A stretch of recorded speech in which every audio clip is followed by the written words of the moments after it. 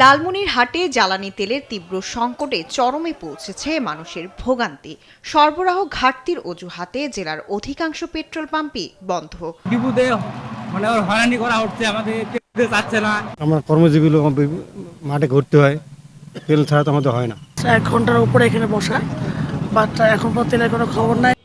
রাজশাহীর ফিলিং স্টেশনগুলোতে প্রতিদিন দীর্ঘ হচ্ছে যানবাহনের লাইন। সবগুলো ফিলিং স্টেশন একত্রে জ্বালানি তেল না দেয়ায় এই ভোগান্তি। নেত্রকোনায় ঘন্টার পর ঘন্টা লাইনে দাঁড়িয়ে এবং অতিরিক্ত মূল্য দিয়েও মিলছে না চাহিদা অনুযায়ী তেল। বন্ধ রয়েছে কয়েকটি ফিলিং স্টেশন। প্রাণ লাচ্ছি, খুব খাচ্ছি, আরাম পাচ্ছি। ঈদের দিন বিকাল থেকে আমাদের পেট্রোল পাম্প বন্ধ হয়ে গেছে, তেল নাই। আমরা পাম্পে তেল পাইতেছি না, কিন্তু প্রত্যেকটা দোকানে সিন্ডিকেটে ব্যবসা করে 300 টাকা লিটার তেল বেচতেছে। অকটেন পেট্রোল ও ডিজেল নিয়ে নড়াইলের যাত্রীদেরও ভোগান্তির শেষ নেই। আমরা টিভি যেতে পারতেছি না, আমাদের গাড়িগুলো বসা রয়েছে। আর তেলের সিরিয়ালে আমরা মোট কোনো তেল পাচ্ছি না। 500 টাকা তেলের জন্য 5 ঘন্টা আমাদের সিরিয়াল দেওয়া লাগতেছে।